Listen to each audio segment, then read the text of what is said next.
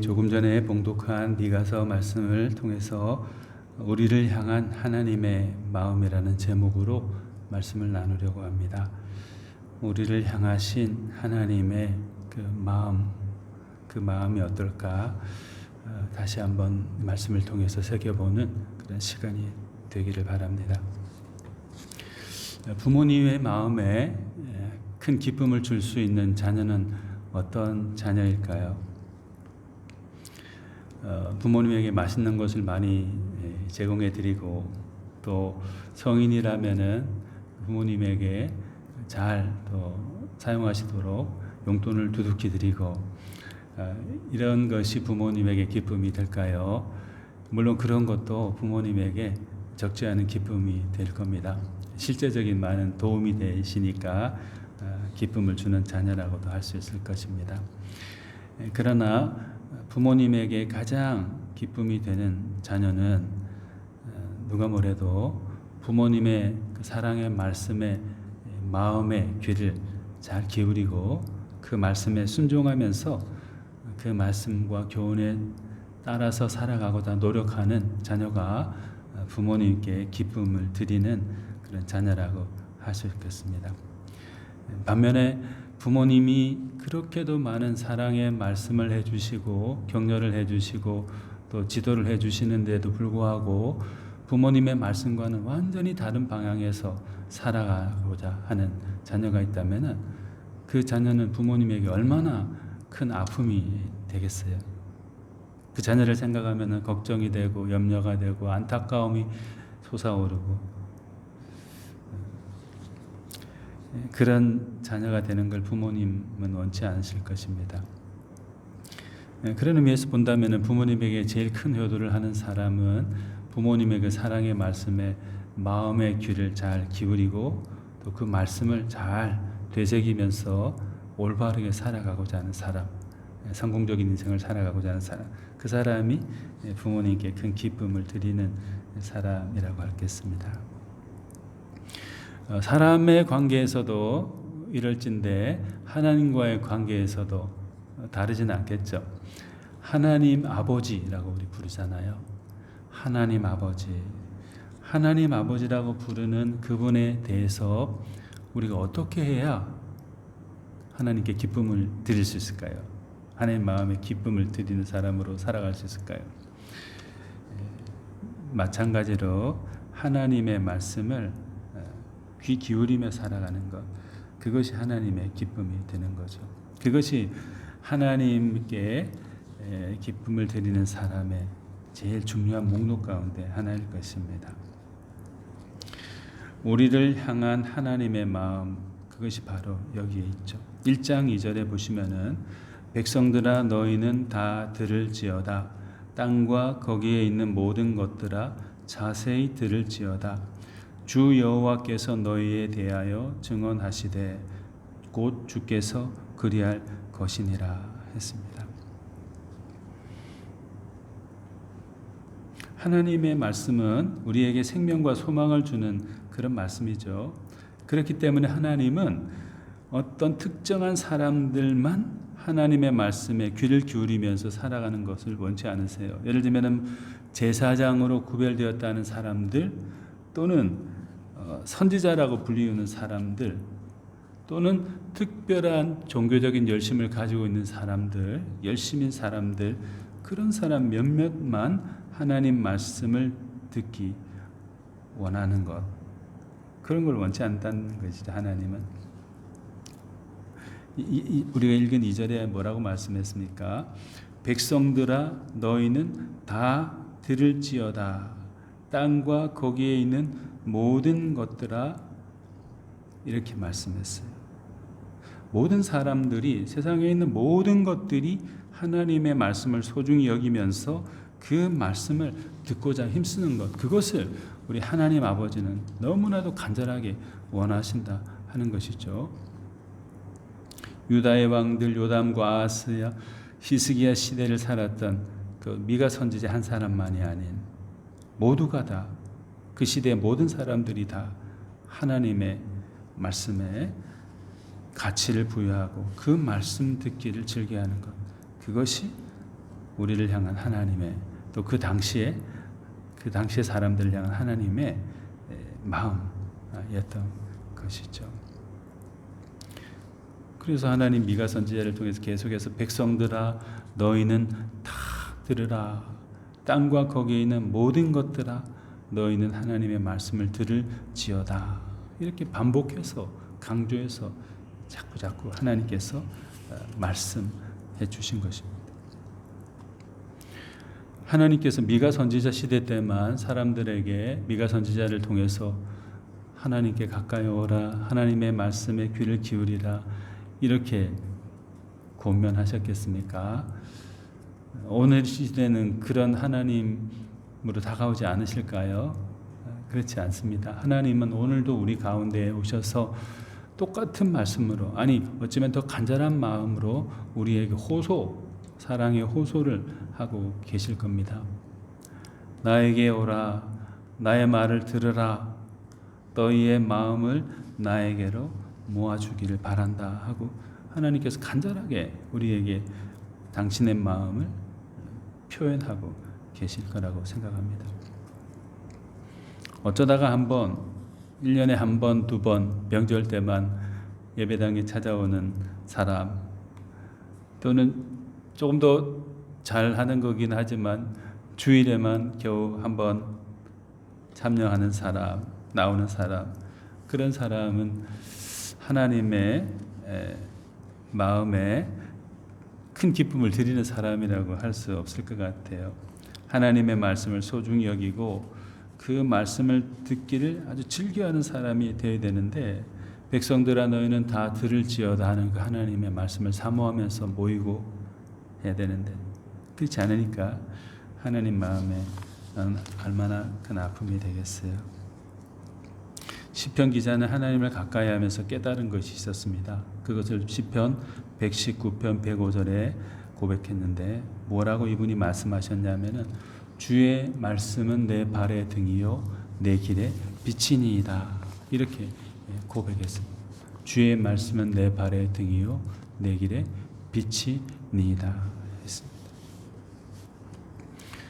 그는 하나님의 말씀이 너무나도 소중하기 때문에 또 자신의 삶에 있어서 없어서는 안 될 중요한 길잡이요 생명의 원천이라는 것을 확신했기 때문에 그것을 사모하면서 그 하나님의 말씀, 소중한 그 하나님의 말씀을 가까이 하기에, 즐겨 듣고 읽기에, 마음에 새기기에 열심을 내었던 것이죠. 보이는 성공을 위해서 세상의 소리만 듣고서 그것을 쫓아가는 사람이 있다면 그분은 하나님 앞에서 영적으로는 너무나도 빈약한 삶을 살 수밖에 없고, 결국 세상의 소리만 쫓아가다가 하나님의 그 음성을 잊어버린 채 영적으로 망해가는 그런 안타까운 결과를 맞게 되는 거죠. 제이비 카칠라라는 분이 이런 말씀을 하셨어요. Read it. 성경을 읽어라. Believe it. 그것을 믿어라. Obey it. 그것에 순종하라 했습니다. 주님의 말씀은 읽고 믿고 순종하며 살아라. 그것을 사모하면서 살아가는 것이 진정한 하나님의 사랑이요, 우리를 향한 하나님의 마음에 기쁨을 드리는 사람이라고 말했습니다. 사랑하는 여러분, 바라기는 우리 모두가 다 하나님의 말씀을 소중하게 여기면서 그 말씀을 듣기에 사모하는 그런 우리 모두가 다 되었으면 좋겠어요. 목마른 사슴이 시냇물을 찾기에 갈급하듯이 내 영혼이 주를 찾기에 갈급하나이다. 시편 기자가 고백했잖아요. 우리도 그런 갈급한 심정으로 하나님의 말씀을 사모하고 또 하나님께 가까이 나아가기 열심을 내는 그런 사람들로, 하나님의 자녀로 살아가는 그런 우리가 되어서 우리를 향한 하나님의 마음에 기쁨을 드리는 그런 우리 되면 좋겠습니다. 두 번째로 우리를 향한 하나님의 마음은 또 어떤 것일까요? 우리를 향한 하나님의 마음은 하나님의 말씀이 우리 가운데에서 또 우리를 통해서 계속 증거되고 전달되는 것을 기뻐하시고 또 그것을 원하세요. 1절 말씀에 보시면은 유다의 왕들 요담과 아하스와 히스기야 시대에 모레셋 사람 미가에게 임한 여호와의 말씀 곧 사마리아와 예루살렘에 관한 묵시라, 이렇게 말씀이 기록되어 있습니다. 하나님께서는 당신의 자녀와 백성들이 바른 길로 가고 생명을 얻는 길로 가는 것을 정말로 간절하게 원하고 계시죠. 그래서 하나님께서는 생명의 말씀이 그 사람들 가운데 계속 증거되도록 하셨습니다. 여러 왕들과 백성들 가운데서 하나님의 생명을 주시는 말씀이 전달되어지도록 역사하셨고 일꾼을 세워주시고 또 사람들을 모아주셨어요. 내 발의 등이요 내 길의 빛이 되는 그 생명의 하나님 말씀이 끊어지지 않고 계속 되는 것이 하나님의 기쁨이 되기 때문에, 또 우리를 살리는 것이기 때문에 하나님은 그것을 계속 수행하셨고 우리를 위해서 그 속에서 기쁨을 얻고 계셨습니다. 사도행전 1장 8절에 예수님께서 이렇게 말씀하셨습니다. 오직 성령이 너희에게 임하시면 너희가 권능을 받고 예루살렘과 온 유대와 사마리아와 땅 끝까지 이르러 내 증인이 되리라 하시니라. 우리 주님께서는 한 영혼이라도 죄악과 멸망의 길로 가는 것을 결코 원하지 않으시죠. 모든 사람들이 다 구원받고 천국의 자녀가 되는 것을 우리 주님은 너무나도 간절하게 원하세요.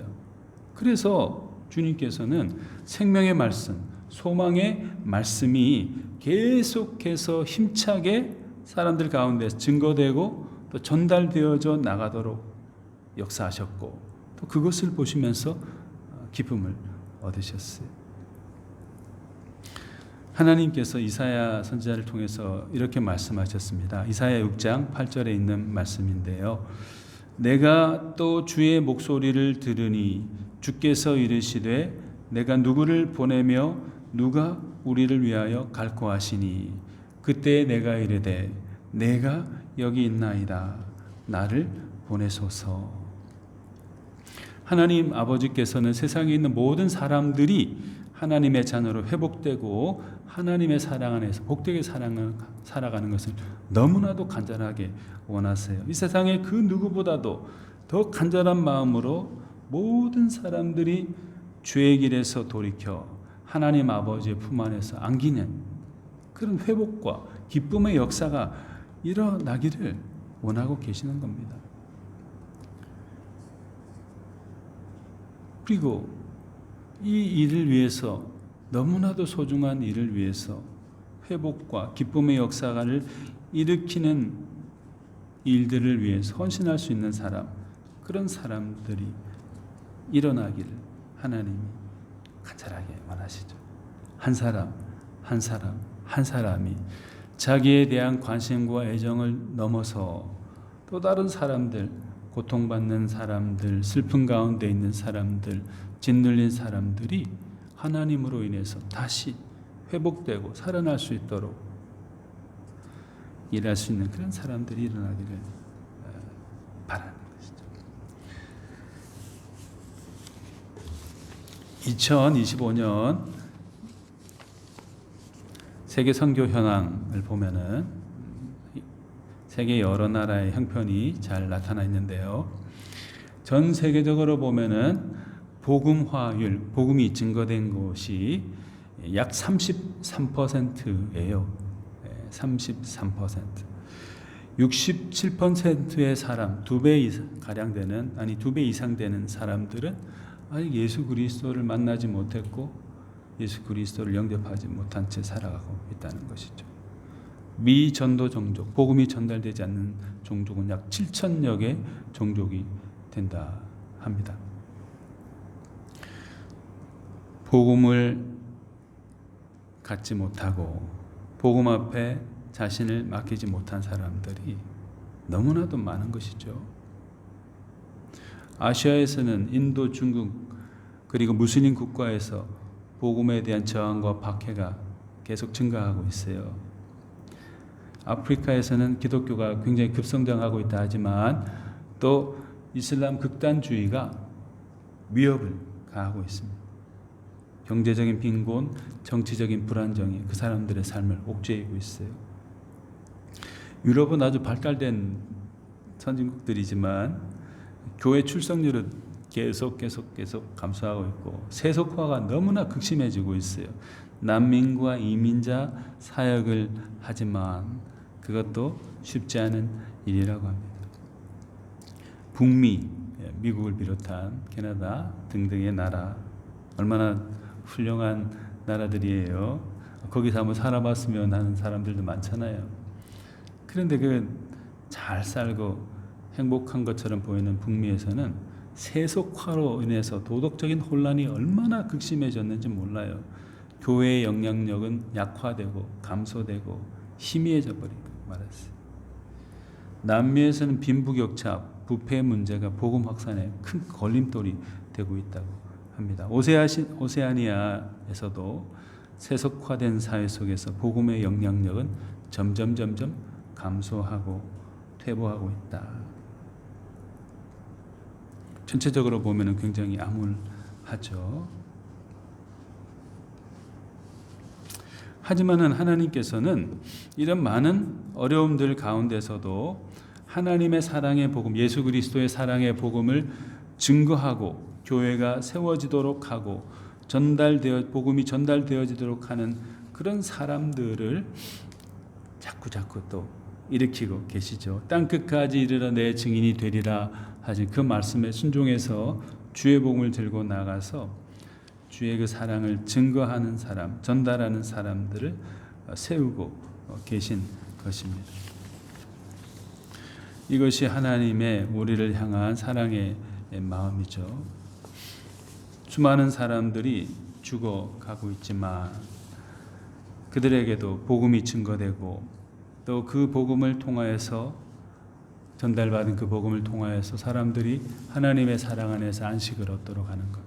그 일들을 하나님은 지금도 계속하고 계세요. 그 마음을 가지시고 우리 가운데 다가오고 계시는 것입니다. 그 하나님께 감사하면서 우리도 복음의 전달자로서의 그 역할을 잘 해나가는 그런 사람들이 되어야 되겠습니다. 우리를 향한 하나님의 또 마음 어떤 것일까요? 우리를 향한 하나님의 마음은 우리가 오직 하나님께만 집중하고 하나님만 선택하고 하나님을 높여 경배하는 것을 너무나도 간절하게 바라시고 기대하시죠.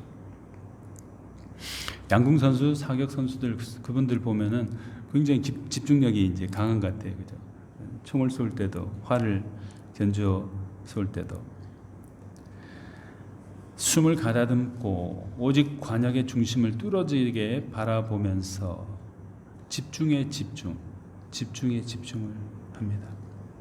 다른 관역도 아니고 그 관역, 자기가 쏘아야 될 관역을 선택해서 집중하면서 거기에 온 마음과 정성을 다 기울입니다.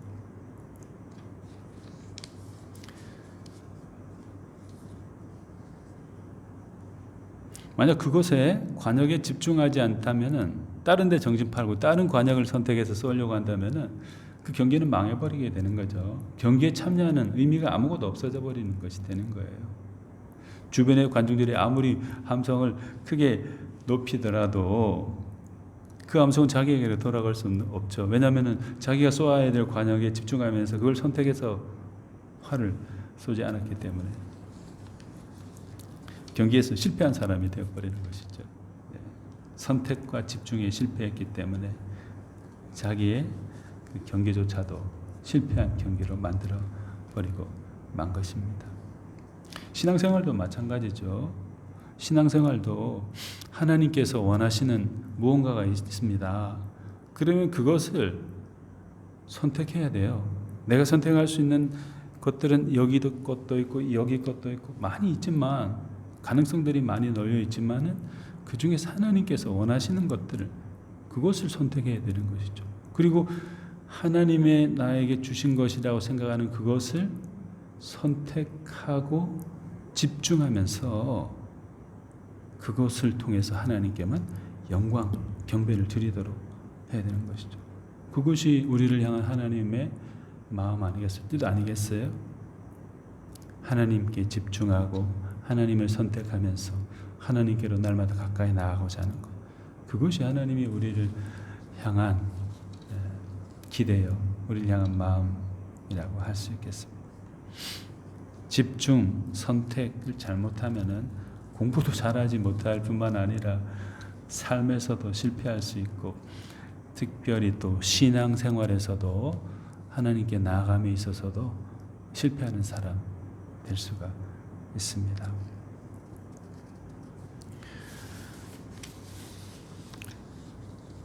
본문 3절 4절에 이렇게 말씀이 기록되어 있는데요. 여호와께서 그의 초소에서 나오시고 강림하사 땅의 높은 곳을 밟으실 것이라. 그 아래에서 산들이 녹고 골짜기들이 갈라지기를 불 앞에 밀초 같고 비탈로 쏟아지는 물 같을 것이니. 여기 세 가지 지역이 장소가 언급되어 있습니다. 땅의 높은 곳, 산들, 골짜기들. 높은 곳, 산들, 골짜기들. 단순히 어떤 특정한 지역을 일컫는 게 아니에요. 이 곳, 땅의 높은 곳, 산들, 골짜기들은 우상 숭배가 만연하던 지역을 의미하고 있어요. 하나님께만 집중하고 온전히 하나님만을 섬기고 예배드려야 될 사람들이 그 땅의 높은 곳, 산들, 골짜기에 찾아들어서 하나님 아닌 우상을 선택해 집중하면서 그것에게 경배를 드리고 그것을 사모하면서 살아가고 있었다는 것이죠. 그래서 하나님의 마음이 너무 아프셨다. 미가 선지자에게 그걸 말씀하셨어요. 그리고 그런 행태가 만연하는 것을 보고 하나님께서 미가 선지자를 통해서 미가 선지자뿐만 아니라 여러 선지자들을 통해서 하나님의 사람들을 통해서 경고하셨어요. 안타까우셔서. 마태복음 22장에 율법 중에서 어느 계명이 크니까? 라고 묻는 율법사에게 예수님께서 이런 말씀을 하셨어요. 마태복음 22장 37절 38절인데요. 예수께서 이르시되 내 마음을 다하고 목숨을 다하고 뜻을 다하여 주 너의 하나님을 사랑하라 하셨으니 이것이 크고 첫째 되는 계명이요. 다시 한번 읽어드리겠습니다. 예수께서 이르시되 내 마음을 다하고 목숨을 다하고 뜻을 다하여 주 너의 하나님을 사랑하라 하셨으니 이것이 크고 첫째 되는 계명이요.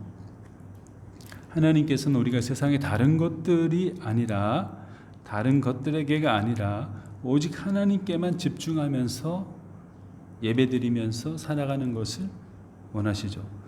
다른 것들이 하나님보다 앞서도록 하면 그 사람은 하나님의 자기를 향한 사랑의 마음을 제대로 알지 못하는 사람입니다.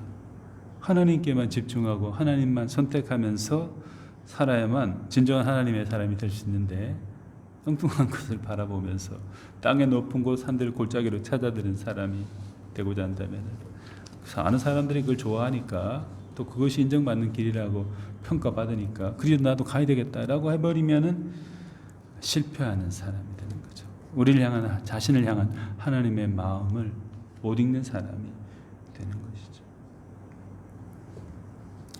롯의 아내 안타까운 슬픈 이야기 우리 잘 알고 있습니다. 소돔과 고모라 성이 죄악으로 무너질 때, 하나님의 심판으로 무너질 때 롯의 아내도 구원을 받았죠. 그런데 롯의 아내는 하나님이 가리키는 것을 향해 집중하지 않고 선택하지 않고 뒤를 돌아보면서 또 다른 선택을 한 거예요. 그게 자기에게 좋아 보여서. 잘못된 선택과 집중 때문에 롯의 아들은 소금 기둥이 되어버리고 말았습니다. 우리는 그런 어리석음을 범하지 않아야 되겠죠. 본문 3절 4절에 여호와께서 그의 처소에서 나오시고 강림하사 땅의 높은 곳을 밟을 것이라. 그 아래에서 산들이 높고 골짜기들이 갈라지기를 불 앞에 밀초 같고 비탈로 쏟아지는 무들 같을 것이니. 여기서 말하는 땅의 높은 곳, 산들, 골짜기들은 모두 다 우상 숭배가 만연했던 지역이거든요. 그 지역을 상징해서 땅의 높은 곳, 산들, 골짜기를 표현하고 있는 거예요. 실제로 그랬었고. 사랑하는 성도님들, 우리의 마음이 어디에 집중되어 있고 우리 삶이 무엇을 선택하며 살고 있는지 다시 한번 돌이켜보고 반성해 보아야 되겠습니다. 하나님만 우리가 온전히 하나님께만 집중하고 하나님만을 선택하고 하나님만을 높여 경배하며 살기를 원하십니다. 예수님께서 마태복음 22장 37절 38절에 이렇게 말씀하셨죠. 예수께서 이르시되 내 마음을 다하고 목숨을 다하고 뜻을 다하여 주 너의 하나님을 사랑하라 하셨으니 이것이 크고 첫째 되는 계명이요. 사랑하는 여러분, 오직 하나님만 선택하고 하나님께만 집중하고 하나님만을 높이며 경배하는 삶을 우리 모두 살아가도록 합시다. 그러면 우리는 우리를 향한 하나님의 마음을 더 깊이 알게 되고 하나님의 기쁨이 되는 그런 사람, 하나님 기뻐하시는 그런 사람이 될 수 있을 것입니다. 마지막으로 우리를 향한 하나님의 마음은 우리가 죄의 길에서 돌이켜서 온전한 하나님의 자녀의 백성으로 사는 것을 하나님 원하시고 기대하시죠. 5절에서 7절 아주 무서운 말씀이 기록되어 있는데요. 이는 다 야곱의 허물로 말미암음이요 이스라엘 족속의 죄로 말미암음이라. 야곱의 허물이 무엇이냐? 사마리아가 아니냐? 유다의 산당이 무엇이냐? 예루살렘이 아니냐? 이러므로 내가 사마리아를 들의 무더기 같게 하고 포도 심은 돌상 같게 하며 또 그 돌들을 골짜기에 쏟아내리고 그 기초를 드러내며 그 새긴 우상들은 다 부서지고 그 음행의 값은 다 불살라지며 내가 그 목상들을 다 깨뜨리니 그가 기생의 값으로 모았은즉 그것이 기생의 값으로 돌아가리라. 심판의 말씀입니다. 무서운 심판의 말씀입니다. 죄에 빠진 백성들이 당하게 될 일들을 경고하시면서 알려주신 것이죠. 무서운, 두려운 그런 이야기들이지만 결국 이 속에는 하나님의 사랑의 호소가 담겨 있죠. 이 길로 가야 살 수 있다는 길 안내서와도 같습니다. 사랑의 호소, 우리 길을 안내하는 하나님의 음성과 말씀, 그것에 귀를 기울이고 마음을 들여서 주의 길에서 돌이키는 것, 그래서 온전한 하나님의 자녀의 백성이 되는 것, 그것을 하나님은 간절하게 원하고 우리에게 기대하시죠. 우리를 향한 하나님의 마음이 바로 그런 거죠. 너무 사랑하기 때문에 넌 너 알아서 살다가 그냥 없어져 버려라, 이것이 아니고 너무 사랑하기 때문에 그 길에서 돌이키고 하나님의 기쁨이 되는 그런 사람으로 살라고 호소하시고 또 다르게 길을 안내해 주시고 계속 안내해 주시는 거지. 우리가 몰라서 그렇지, 우리 자신의 것에만 너무 몰입되어 가지고 깨닫지 못해서 그렇지, 하나님은 매 순간마다 이렇게 해야 된다, 이 길로 가야 된다, 여기에 집중하고 이것을 선택해야 된다라고 계속 말씀하고 계세요. 그 음성을 듣고 그 손짓을 바라볼 수 있는 우리의 마음, 또 우리의 심령이 될 수 있기를 간절히 바랍니다.